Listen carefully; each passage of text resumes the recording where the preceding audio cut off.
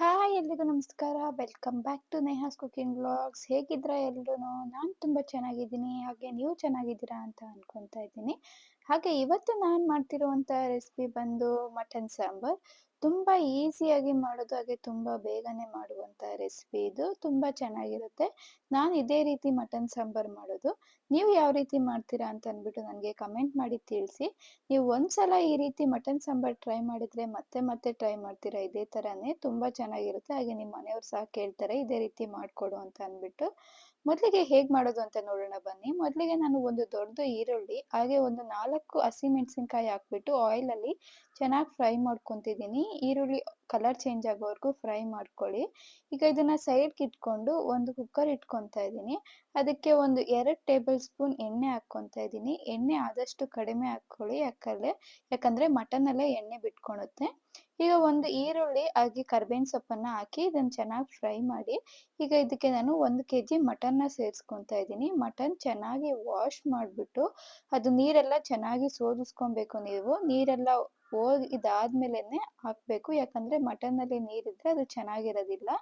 ಇವಾಗ ಇದಕ್ಕೆ ನಾನು ಹಾಗೆ ಪುದೀನ ಸೊಪ್ಪು, ಕೊತ್ತಂಬರಿ ಸೊಪ್ಪು ಎರಡನ್ನೂ ಸ್ವಲ್ಪ ಸ್ವಲ್ಪ ಹಾಕ್ಕೊತಾ ಇದ್ದೀನಿ. ಹಾಕ್ಕೊಂಡು ಚೆನ್ನಾಗಿ ಮಿಕ್ಸ್ ಮಾಡಿ.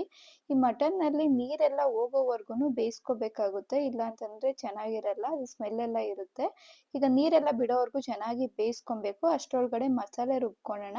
ಮಸಾಲೆ ರುಬ್ಬೋದಕ್ಕೆ ಒಂದು ಸ್ವಲ್ಪ ಕೊಬ್ಬರಿ ಹಾಗೆ ಚಕ್ಕೆ, ಲವಂಗ ಹಾಗೆ ಶುಂಠಿ, ಬೆಳ್ಳುಳ್ಳಿನ ಸೇರಿಸ್ಕೊಂಡಿದ್ದೀನಿ. ಹಾಗೆ ಫ್ರೈ ಮಾಡಿಟ್ಟಿರುವಂಥ ಈರುಳ್ಳಿ ಹಾಗೆ ಹಸಿಮೆಣಸಿನಕಾಯಿನ ಸಹ ಸೇರಿಸ್ಕೊತಾ ಇದ್ದೀನಿ. ಹಾಗೆ ಒಂದು ಟೊಮೊಟೊನ ಸೇರಿಸ್ಕೊಂಡಿದ್ದೀನಿ. ಕೊತ್ತಂಬರಿ ಸೊಪ್ಪು ಹಾಗೆ ಖಾರಕ್ಕೆ ಖಾರದ ಪುಡಿ, ನಾನು 2 ಟೇಬಲ್ ಸ್ಪೂನ್ ಖಾರದ ಪುಡಿ ಹಾಗೆ ಒಂದು 2 ಟೇಬಲ್ ಸ್ಪೂನ್ ಅಷ್ಟು ಧನಿಯಾ ಪುಡಿನ ಸೇರಿಸ್ಕೊಂಡಿದ್ದೀನಿ. ಧನಿಯಾ ಪುಡಿ ಸ್ವಲ್ಪ ಜಾಸ್ತಿ ಹಾಕ್ಕೊಳ್ಳಿ ಖಾರದ ಪುಡಿಗಿಂತನೂ. ಹಾಗೆ ಸ್ವಲ್ಪ ನೀರನ್ನು ಹಾಕ್ಕೊಂಡು ಈಗ ಈ ರೀತಿ ಪೇಸ್ಟ್ ಮಾಡ್ಕೊಂಡಿದ್ದೀನಿ ನಾನು. ಇವಾಗ ನಾನು ಮಟನಲ್ಲಿ ನೀರೆಲ್ಲ ಬಿಟ್ಟಿದೆ. ಈಗ ಅದಕ್ಕೆ ಉಪ್ಪು ಹಾಕ್ಕೊತಾ ಇದ್ದೀನಿ. ಉಪ್ಪು ಹಾಕ್ಕೊಂಡು ಚೆನ್ನಾಗಿ ಮಿಕ್ಸ್ ಮಾಡಿಬಿಟ್ಟು ನೋಡಿ ನೀರೆಲ್ಲ ಹೀರ್ಕೊಂಡಿದೆ. ಈ ಸ್ಟೇಜಲ್ಲಿ ಇದಕ್ಕೆ ನಾನು ರುಬ್ಬಿಟ್ಟಿರುವಂಥ ಮಸಾಲೆನ ಸೇರಿಸ್ಕೊತಾ ಇದ್ದೀನಿ. ಮಸಾಲೆ ಹಾಕ್ಬಿಟ್ಟು ಚೆನ್ನಾಗಿ ಫ್ರೈ ಮಾಡಿ ಫಸ್ಟು. ಹಾಕಿದ ತಕ್ಷಣ ಹಾಗೆ ನೀರು ಹಾಕೋದಕ್ಕೆ ಹೋಗಬೇಡಿ. ಮಸಾಲೆ ಎಲ್ಲ ಪೀಸ್ಗಳಿಗೆ ಚೆನ್ನಾಗಿ ಹಿಡಿಬೇಕು, ಅಲ್ಲಿವರೆಗೂ ಚೆನ್ನಾಗಿ ಮಿಕ್ಸ್ ಮಾಡಿ. ಎಲ್ಲ ಒಂದ್ಸಲ ಮಿಕ್ಸ್ ಆಗಿದ್ದಾದ್ಮೇಲೆ ನೀವು ನೀರು ಹಾಕ್ಕೋಬೇಕಾಗುತ್ತೆ, ಯಾಕಂದ್ರೆ ಮಸಾಲೆ ಅನ್ನೋದು ಪೀಸಿಗೆ ಹಿಡಿಯಲ್ಲ ಅದಕ್ಕೆ. ಇವಾಗ ಇದೆಲ್ಲ ಚೆನ್ನಾಗಿ ಮಿಕ್ಸ್ ಆಗಿದೆ. ಇವಾಗ ನಾನು ಇದಕ್ಕೆ ನೀರು ಸೇರಿಸ್ಕೊತಾ ಇದ್ದೀನಿ. ಮಿಕ್ಸಿ ಜಾರ್ಗೆನೆ ಸ್ವಲ್ಪ ನೀರನ್ನು ಹಾಕ್ಕೊತಾ ಇದ್ದೀನಿ. ಹಾಗೆ ಒಂದು ಸ್ವಲ್ಪ ನೀರನ್ನು ಸೇರಿಸ್ಕೊಂಡಿದ್ದೀನಿ. ಇವಾಗ ಎಲ್ಲ ಒಂದ್ಸಲ ಮಿಕ್ಸ್ ಮಾಡಿ. ಕನ್ಸಿಸ್ಟೆನ್ಸಿ ನೋಡ್ಕೊಳ್ಳಿ.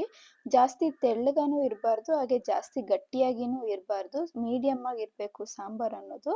ನಾನು ಇವಾಗ ಇದಕ್ಕೆ ಇನ್ನೂ ಒಂದು ಸ್ವಲ್ಪ ನೀರನ್ನು ಸೇರಿಸ್ಕೊತಾ ಇದ್ದೀನಿ. ನೀರು ಹಾಕ್ಕೊಂಡು ಎಲ್ಲ ಚೆನ್ನಾಗಿ ಮಿಕ್ಸ್ ಮಾಡಿ. ಹಾಗೆ ಒಂದು 1/4 ಟೇಬಲ್ ಸ್ಪೂನ್ ಅಷ್ಟು ಅರಿಶಿನ ಪುಡಿನ ಹಾಕ್ಕೊಂಡಿದ್ದೀನಿ. ಹೀಗೆಲ್ಲ ಮಿಕ್ಸ್ ಮಾಡಿಬಿಟ್ಟು ಕುಕ್ಕರ್ ಲಿಡ್ ಕ್ಲೋಸ್ ಮಾಡಿ ಒಂದು 5ರಿಂದ 6 ವಿಷಲ್ ಹಾಕ್ಸ್ಕೊಂಡ್ರೆ ಸಾಕಾಗುತ್ತೆ. ಬೆಂದಿರುತ್ತೆ ಪೀಸ್‌ಗಳೆಲ್ಲನೂ. ನೋಡ್ತಿರ್ಬೋದು ನೀವು ಎಷ್ಟು ಚೆನ್ನಾಗಿ ಬಂದಿದೆ ಸಾಂಬಾರ್ ಅನ್ನೋದು. ನೋಡಿ ನೀವು ಎಳೆ ಮಟನ್ ಆದ್ರೆ ಒಂದು 3 ವಿಷಲ್ ಹಾಕ್ಸ್ಕೊಂಡ್ರೆ ಸಾಕಾಗುತ್ತೆ. ನೋಡಿ ಸಾಂಬಾರ್ ಕನ್ಸಿಸ್ಟೆನ್ಸಿ ಅಂದ್ಬಿಟ್ಟು ಈ ರೀತಿ ಇರಬೇಕು. ತುಂಬಾ ಚೆನ್ನಾಗಿರುತ್ತೆ. ನೀವು ಒಂದ್ಸಲ ಟ್ರೈ ಮಾಡಿ ನೋಡಿ, ಹಾಗೂ ಹೇಗಿತ್ತು ಅಂತ ಅಂದ್ಬಿಟ್ಟು ಕಮೆಂಟ್ ಮಾಡಿ ತಿಳಿಸಿ. ಈ ವಿಡಿಯೋ ನಿಮಗೆ ಇಷ್ಟ ಆಗಿದ್ರೆ ಲೈಕ್ ಮಾಡಿ, ಶೇರ್ ಮಾಡಿ ಹಾಗೆ ಸಬ್ಸ್ಕ್ರೈಬ್ ಮಾಡೋದನ್ನ ಮರಿಬೇಡಿ. ಹಾಗೆ ನಿಮ್ಮ ಫ್ಯಾಮಿಲಿ ಫ್ರೆಂಡ್ಸ್ ಜೊತೆನೂ ಈ ವಿಡಿಯೋನ ಶೇರ್ ಮಾಡ್ಕೊಳ್ಳಿ. Thanks for watching.